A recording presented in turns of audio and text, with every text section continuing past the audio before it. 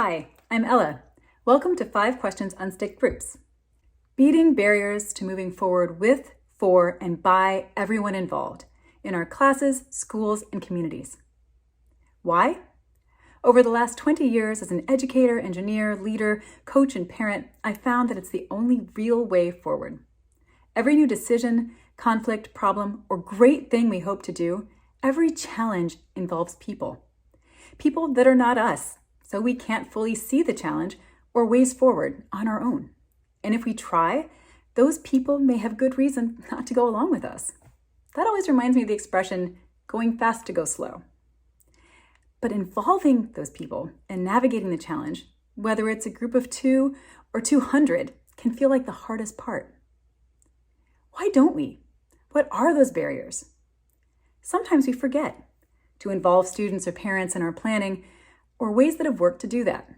Sometimes it doesn't fit in our crazy day to fully facilitate students who've been in a fight, or it doesn't fit in the agenda or tone of a meeting to open a decision up with staff or parents. Often it's really fear for all involved of what we might lose. Time, money, energy, approval, safety, control, or fear it'll go one of these ways. You know, we picture that meeting or conversation and already see everyone getting stuck talking in circles or going in lots of directions that get out of control and we have to herd back in. Or just confusing everyone, going nowhere, or worse, sliding backwards or way off course. Or maybe the worst, just awkward silence. Those are real. Everyone dreads them. We're more likely to involve people when we have simple yet flexible ways that work and overcome forget, fit, and fear. Today, we'll use a compass of 5 powerful questions that move us forward in any challenge, and you'll start digging into them yourself for a real situation coming up for you. We'll get into details of one effective way of facilitating, then we'll see lots more ways of using these questions to fit different situations and people. And as we wrap up, we'll get you ready to start small right now. First, the compass of 5 powerful questions that are productive in any situation. Here's where they come from. As a leader of a district, school, classroom, family, or any other group, you may have found books or trainings for making different kinds of things better, from how we teach and lead to how we communicate, handle conflict, build relationships, solve problems, reflect, have fulfilling careers, and so on. They're maps to guide us in different situations. I've worked with many of these and found that, like maps of Las Vegas or the Smoky Mountains, these maps seem to have a common compass. In their own words and ways, they point us to ask similar questions in any challenge. Who's involved? And with and for each of them, what's happening and why? What matters most here? What different ways are there to do this? And what's a step to try now so we can again see what happens? Maybe it's great, or maybe there's something else that matters or a different step to try. Those are powerful views we have of any challenge, from past and present to future and details to big picture. Naming them, say our people, observations, principles, ideas, and experiments, gives us a quick, solid handle on these real things that move us forward if we find, use, and share them. A history teacher helped name this our Innovators Compass, ways we do things better. These 5 questions get us unstuck when we explore them with and for everyone involved. You could stop right here and just go ask these questions with one other person or 100 on any topic in any way that works for you and them. It's a compass, not a specific map or process. These questions have been used by pairs of kids in conflicts and big conferences of grown-ups working on global challenges. In a bit, I'll share some stories. But first, I'd like you to try them yourself, so the stories will be more meaningful, but also because starting solo can actually help prepare us to truly explore with and for. So think of a situation you'll be in with other people this week. To jog your thoughts, here are some we'll hear about later. Facilitating conflict resolution with a group of kids. Meeting with parents about a present issue. Working with staff or administrators on an aspect of curriculum or school culture, or checking in with the class about how the year is going. So just pick one coming up for you and put it on top of a piece of paper or journal page. I'll put this pause prompt up after each instruction. Add a compass with a circle and 4 lines. You can always just write freeform, but making this compass will help you feel how each question moves us forward. I'm going to just use what's on this graphic, so you and others can facilitate using the same prompts. And I'm going to follow the numbers, though you can move around. Here goes. Every Innovators Compass tool says, with and for everyone involved, explore these 5 powerful questions. When we think of exploring a topic, we think of wondering and discovering, or quite practically, aiming for question marks and exclamation points, not just periods. I'm going to remind you to seek 2 different possibilities for each question, or of course more if you like, to try to surprise yourselves. And to use question marks a lot, especially on thoughts for other people you're not yet with right now. No matter what, we always start with people. On your paper, in the middle of your compass, write the people involved, including you. Any other possibilities? Who else might be involved? Or might you involve? You can always come back later and add them. Now, even if you wrote a big group like new students, take a moment to see each person fully as a person, not just through the lens of this topic. Maybe 2 different things they love or you love about them. Now, go to observations in the bottom left. Write at least 2 different things happening, maybe an upside and a downside, like these snapshots, and why. Down here, we dig for details. What people involved actually do, say, think, and especially feel. That's what those little hearts remind us. Right now, we can mostly observe ourselves, but then get curious and use those question marks for others, and maybe some about yourself too. Next, zoom up above all that's happening to see, big picture, what seems to matter most here. 2 different, maybe competing things, as principles you want to star to guide whatever you end up doing. I find listening matters in lots of situations. Try some question marks here, like, does it matter if this is perfect? Or if it comes down from leadership? Now look right towards the future, staying up here to see a big picture of what ways are there to do what matters most in this challenge. At least 2 different ideas. You can make one idea into more by changing the who, what, when, where, or how. Like instead of you doing something, students do it, or vice versa. It's fine to dream big, fluffy ideas here without details since there's lots you don't know. Just put them all out there with question marks. Now let's dive back down to details. 2 different steps you'd be willing to try first. Each with specific who, what, when, where, and how details, so they're not fuzzy ideas anymore, but real, like these blocks, and small enough that if they don't work like those blocks, you'll feel okay seeing what happened and why, and trying something else. If you have trouble picking an idea to experiment with, focus on one question or try using those things that matter to guide you. So you've done your first spin around. What did you write that surprised you? Celebrate that exploration. Add an exclamation point to it. Did you feel how each question unlocks us and moves us forward in a different, powerful way? When we see a new possibility in the people involved, in what's happening, in what matters most, in ways forward, in first steps to try. As with anything new, it's great that you try a little experiment with these questions yourself first. And exploring the solo first lets us sort out our own experience, recognize how it affects our view, then open our hearts and minds to new possibilities, including what we don't know. Then we can rest our thinking, put it aside, and be ready and curious to listen to the observations, principles, and ideas that others will bring, and help them open up to each other. You can now go explore these 5 questions with the people you wrote in the center of your compass and move forward together. If they need more prompts, you've got the sub-questions you came up with, and you can coach them with the graphic like I did, or this cheat sheet with 2 tips for discoveries, those exclamation points, and questions in each part. Just make a little space in any conversation, board, or document, whatever works for your group. There are so many ways to talk and work together. I want to show you a bunch people have done, but first I want to go deeper on one effective way from an educator in Maine. I've come to call it Sticky Then Speak. Read, add, repeat. It does use sticky notes, real or digital. I'll describe it with real stickies first.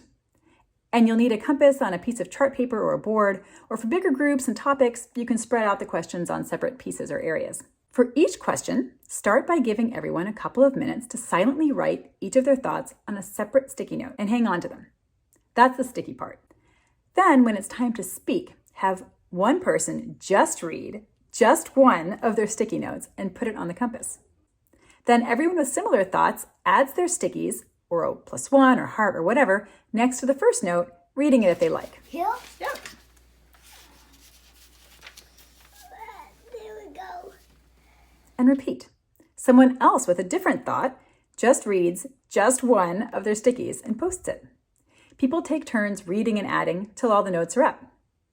Then you can move to the next part, or if there's time and interest, you can keep adding or dig deeper into thoughts people are curious about or came up a lot. You can also label or circle the groupings, especially if people will look at this later.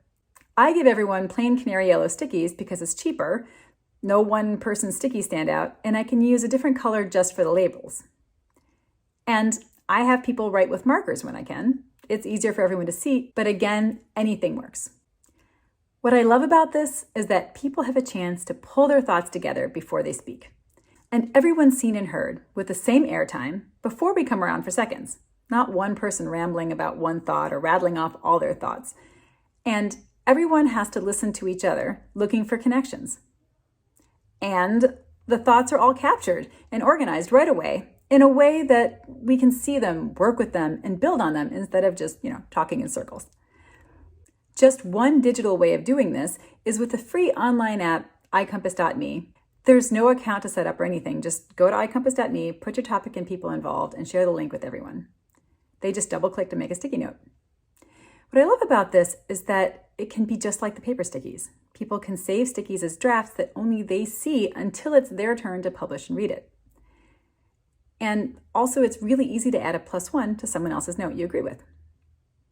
So sticky then speak, read, add, repeat is one idea for facilitating. But of course, there's lots more to fit different situations. So let's back up from that idea to your people and observations. How big is the group? Who are they? What's their relationship to you and each other? What time, tools, and abilities do they have? What might they be feeling about this topic? How big or small might this topic be? Use those observations to consider what might matter to you and the other participants about how you work on this topic together. Lots of time to think and talk, or keeping it quick? Everyone getting to voice their own thoughts, or privacy? With those principles in mind, let's browse some more ideas people have had for exploring these 5 questions with and for people involved. In my earlier video, I showed stories from lots of different schools. To start, I'd like to take just one of those schools in Aurora, Colorado Elementary, and show all the ways they adapted this for different people.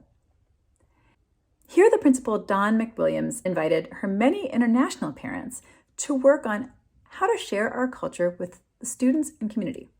She had them in groups, each with a compass with just the symbols and a volunteer translator to support the parents. Of course, you don't have to use sticky notes. Here, groups of her teachers are working on teaching issues they were seeing with one person writing for everyone. You just have to ensure that they capture what everyone really said. It's so easy to interpret it even if you don't mean to. Or you can mix and match. Dawn led a meeting of new district administrators, inviting them to observe if and how risk-taking was happening in her school. They collected their observations on stickies. Then she scribed as they used the compass to reflect together, or as I like to say, though it's cheesy, reflect, since it's taking those observations all the way into experiments. She said, I did not have to lead them at all. All I did was ask them the questions for each part of the compass. We jumped around a few times between quadrants. They commented on how productive and collaborative the time was. Here's Vice Principal Mitch Davison working with 3 kids who've had a fight. You can see he was writing at first, but then for ideas, they made stickies. That and their body language shows me what Mitch said. Students love it. They're engaged and feel that their voices are heard and valued through the compass. But even voices aren't necessary. This story from Dawn is priceless. I was brought 2 5th grade girls who had some sort of problem on the playground yesterday. Neither one of them would talk to me. I knew that they both had problems with someone who was being mean to me, but neither would say who the student was that was being mean. I had them list on sticky notes what was happening with this other person, keeping both themselves and the other person in mind. They put up their sticky notes, but neither spoke. I supported them in grouping their notes somewhat. Then we went to principles and next to ideas. I asked them how they'd experiment when they didn't write any ideas up for how to draw the other girl into the conversation. They exchanged a look, and I realized that the girl they were each having issues with was each other. At that point, I asked if they wanted some time to talk together now so they could follow through on their ideas. They both agreed. 3 minutes later, they came to me with smiles. Once again, the Innovators Compass saved the day. It's a perfect nonverbal tool. If speaking is fine, but writing is hard, there's always drawing, like this kindergarten in Calgary, Canada, working on how to help a sad friend after a mishap with blocks. And we can really simplify. For feedback on my classes and workshops, I just ask people to leave observations and ideas for me as their exit tickets on their way out. You can use any format, print one, make one, or spread out one question on each sheet. Here are all three on Dawn's wall. Or there are lots of digital formats. People use the free templates from innovatorscompass.org or just make their own. Some use programs like Mural or Miro, but lots use simpler ones like Google Jamboard or Slides, or they just start typing in a simple document. If people are uncomfortable being open because of the size or dynamics of the group, you can stage the conversations until trust is built. Like you could stay all together, but have people put the stickies up without reading them, or shuffle and redistribute the stickies to be read, or use an anonymous digital format. Or you could do a build, letting individuals or groups contribute privately, one after the other, maybe from people from least power to most. Or you can separate and sync. One party gathers thoughts from people separately and shares them back in some form. Surveys are one common way. A school in Oakland involved everyone, board, parents, staff, and students in their strategic planning. They did an online parent survey. Then they held an online meeting where parents talked in breakouts about their experiences and what mattered to them and added to this Google Jamboard. I love the way they invited breakout groups of parents to first see each other not through the topic of the school, but their favorite foods. They used Jamboards with teachers too, who in turn used Jamboards or paper or just conversations with their students. Once everyone's thoughts had come together into a set of principles, the teachers used those to design ideas for lots of things the next year, including the first day of school. For our last story, let's come back to Dawn and Mitch in Colorado. They were using Sticky Then Speak with groups of parents, but they offered 3 times to come and gave each group their choice of issues to work on. The first explored the school uniform policy. Dawn and Mitch had been determined to ditch uniforms, but they were surprised at the rich and varied views the parents had, logistically and financially, and the social and emotional perspectives they relayed from their kids. The second group worked on attendance challenges. The third saw the others' compasses and actually decided to find experiments to connect ideas from both that the school tried with some success. And as we find, the more we do it, we have more input on every time we put an idea out, more people are putting more stickies. And so they're more willing to share than in the beginning. Finally, to really emphasize flexing it, Dawn said, I find I don't always commit the compass to paper these days, but I absolutely go through it in my head. These questions can just guide our thoughts and conversations, prompting us to pause, to actually see the people involved and ask for and listen to their observations and ideas more often before we act. Going a little slow to go fast. So that was a ton of ideas of how you could use these questions as a compass, not a map, and beat your barriers by playing with media and materials that fit and staging to lessen fear. Now it's time for your experiment. Picking a small, specific who, what, when, where, and how. You already know what it's about, the topic you worked on earlier. Who will you involve in the first conversation about it? When? Where? How? Pick one of those many ideas or come up with another one. How will you notice what's happening for people as they participate? And how will you be ready to adapt your approach to make that experience better? Now do something to make sure it will happen. Put your plan in an email to yourself and one other person, or make a poll to find a good time. Whatever you do, it'll work best when you keep it simple. Then you can focus on listening and people can understand what's happening, feel ownership, and use it themselves with people around them. but just go try it. Because what mattered most in all those stories was that they explored these questions. What's happening? What matters most? What ways are there forward? And what's a step to try, somehow, with and for everyone involved in whatever way worked for them? And the challenges, individuals, relationships, and cultures were all better for having done it. When we beat barriers within and between us so we can together tackle ones around us, we can move forward with, for, and by everyone involved in our classes, schools, and communities. And those stories move my world forward. So please share yours back. Thanks so much.